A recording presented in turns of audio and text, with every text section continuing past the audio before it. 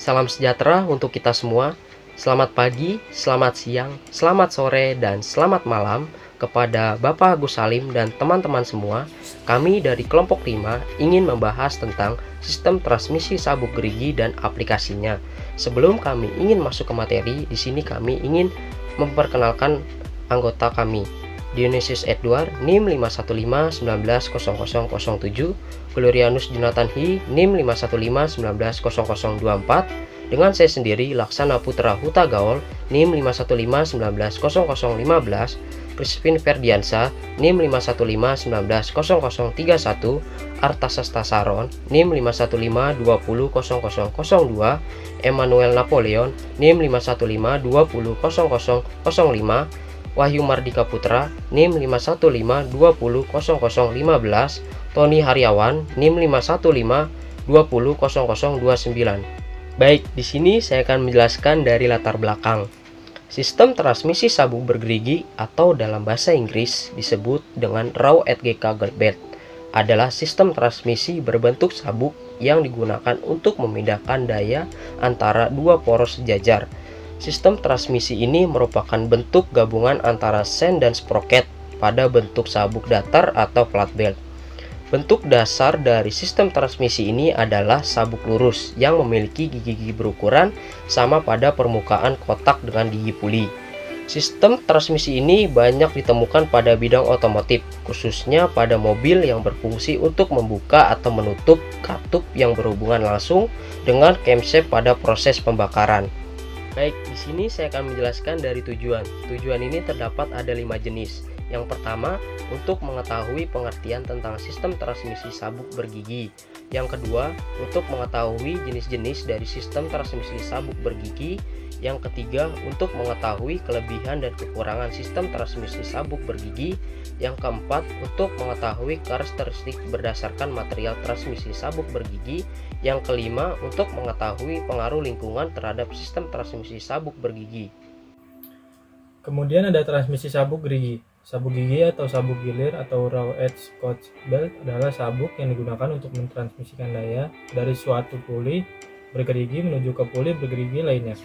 Sabuk ini umumnya terbuat dari kain dan karet yang diaplikasikan dengan karet dan kawat wajah. Biasanya dilengkapi dengan gigi-gigi yang cocok dengan alur yang dibuat di sekeliling puli.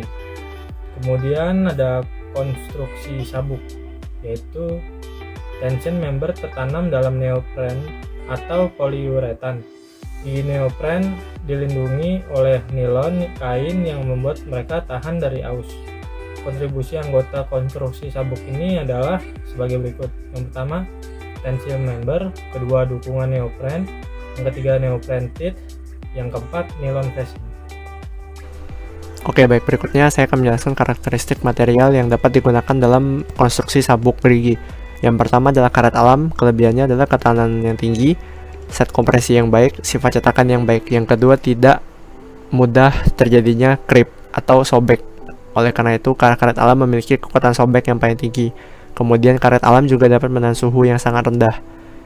Yang kedua, neopren ketahanan yang tinggi dan tahan terhadap api atau fire resistance, penuaan yang baik dengan beberapa ketahanan ozon alami, dan tahan terhadap minyak dan pelarut sehingga sabuk tidak mudah terkontaminasi atau tidak mudah menjadi kotor karena tahan terhadap minyak dan pelarut.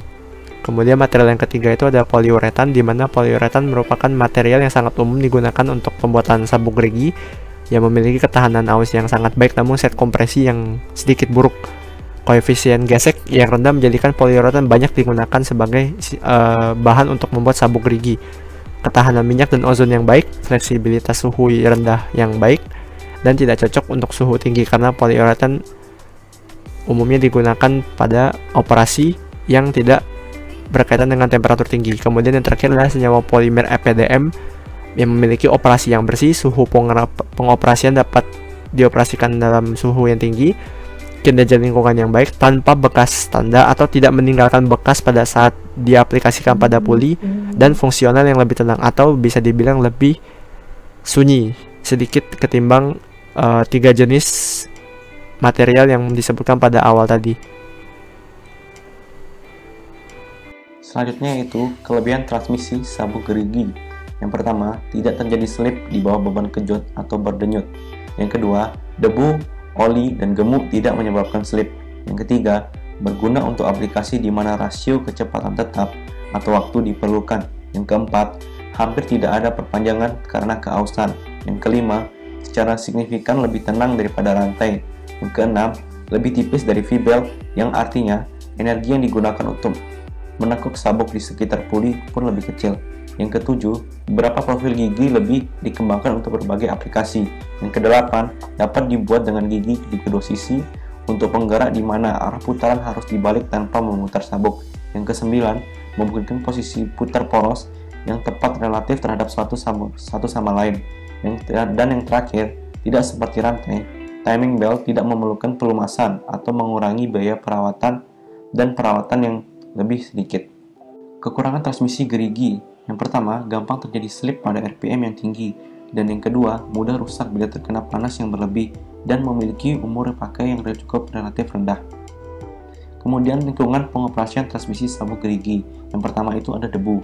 Lingkungan berdebu umumnya tidak menimbulkan masalah yang serius pada drive sinkron selama partikelnya halus dan kering. Namun, materi partikulat akan bertindak sebagai abrasif atau menghasilkan laju yang lebih tinggi tingkat keausan sabuk dan katrol. Partikulat lembab atau lengket yang disimpan dan dikemas ke dalam alur katrol dapat menyebabkan ketegangan sabuk meningkat secara signifikan, dan ketegangan yang meningkat ini dapat berdampak pada poros, bantalan, dan kerangka. Yang berikutnya di lingkungan pengoperasian transmisi sabuk gerigi. Puing harus dicegah agar tidak jatuh ke penggerak sabuk sinkron. Puing-puing yang terperangkap di penggerak umumnya dipaksa melalui sabuk atau mengakibatkan sistem terhenti. Dalam kedua kasus, kerusakan biasanya terjadi pada sabuk dan perangkat keras penggerak terkait. Kemudian, air. Kontak ringan dan sesekali, contohnya seperti mencuci, seharusnya tidak mempengaruhi secara serius sabuk sinkron. Namun, kontak yang berkepanjangan, contohnya seperti semprotan atau perendaman konstan, akan menghasilkan pengurangan tarik yang signifikan kekuatan di sabuk fiberglass dan variasi panjang potensial di sabuk aramid. Kontak berkepanjangan dengan air juga menyebabkan komponen karet membengkak, meskipun lebih sedikit dibandingkan dengan kontak langsung dengan minyak. Kontak ringan dengan oli secara berkala umumnya tidak akan merusak belt sinkron. Kontak yang lama dengan oli atau pelumas, baik secara langsung maupun melalui udara, menghasilkan pengurangan surface sabuk secara signifikan kehidupan. Pelumas menyebabkan komponen karet membengkak, merusak sistem adhesi internal, dan mengurangi daya tarik sabuk. Kehadiran ozon dapat merusak senyawa yang digunakan dalam sabuk sinkron karet. Ozon menurunkan bahan sabuk dengan cara yang sama seperti suhu lingkungan yang berlebihan. Jumlah degradasi tergantung pada konsentrasi ozon dan durasi paparan. Paparan radiasi gamma yang dapat merusak senyawa yang digunakan dalam karet dan sabuk sinkron uratan. Radiasi menurunkan bahan sabuk dengan cara yang sama seperti lingkungan yang berlebihan suhu lingkungan. Jumlah degradasi tergantung pada intensitas radiasi dan waktu pemaparannya. Selanjutnya adalah jenis-jenis sistem transmisi sabuk bergerigi. Yang pertama adalah Orange Label atau Super Gold Raw Edge Cogged V-belt. Sistem transmisi sabuk bergerigi ini berbentuk seperti V-belt yang memiliki ujung bergerigi berbentuk persegi panjang dan biasanya ditemukan di mesin-mesin yang digunakan untuk pertanian. Yang kedua adalah Raw Edge Cogged V-belt biasa. Sistem transmisi ini sama seperti Orange Label tadi, tetapi yang membedakan adalah bentuk ujung gerigi pada sistem transmisi sabuk ini adalah setengah lingkaran dan biasa ditemukan di mesin-mesin otomotif. Yang ketiga adalah MB belt. MB belt adalah sistem transmisi sabuk bergerigi yang mirip dengan Raw Edge Cogged V-belt. Tetapi pada MB belt, ujung gerigi lebih rapat dan lebih tirus dibandingkan dengan Raw Edge Cogged V-belt. Yang keempat adalah Super Torque Timing Belt. Sistem transmisi sabuk bergerigi ini merupakan sistem transmisi yang paling banyak digunakan di dunia dan biasanya ditemukan di berbagai macam mesin. Yang kelima adalah Megatorque Timing Belt. Sistem transmisi sabuk bergerigi ini mirip dengan Super Torque Timing Belt, tetapi pada Megatorque Timing Belt, sistem transmisi ini dikhususkan untuk mentransmisikan daya yang berat dan atau dalam jumlah yang besar. Dan biasanya sistem transmisi ini ditemukan di mesin-mesin industri. Yang keenam adalah timing belt U. Sesuai dengan namanya, sistem transmisi sabuk bergerigi ini memiliki ujung gerigi yang berbentuk seperti huruf U dan biasa ditemukan pada mesin-mesin yang umum. Dan yang terakhir adalah timing belt G. Sama seperti timing belt U, sesuai dengan namanya, timing belt G merupakan sistem transmisi sabuk bergerigi yang geriginya berbentuk seperti huruf G dan biasa ditemukan di mesin-mesin yang umum. Nah, berikutnya untuk kesimpulan. Jadi sistem transmisi sabuk bergerigi atau raw edge cogged belt adalah suatu sistem transmisi berbentuk sabuk yang digunakan untuk mentransmisikan daya dari satu puli bergerigi ke puli bergerigi lainnya. Sabuk bergerigi ini disebut juga dengan sebutan timing belt. Timing belt tidak bertambah panjang dan tidak selip, sehingga dapat mentransmisikan daya dengan perbandingan kecepatan sudut yang konstan. Sabuk bergerigi ini juga dapat melakukan transmisi mengait layaknya pada roda gigi maupun rantai. Kemudian sistem transmisi sabuk bergerigi ini memiliki kelebihan. Di antaranya yang pertama, tidak terjadi slip di bawah beban kejut. Kemudian, memiliki efisiensi lebih baik dibanding transmisi V-belt lainnya. Kemudian, hampir tidak ada pertambahan panjang karena kausan.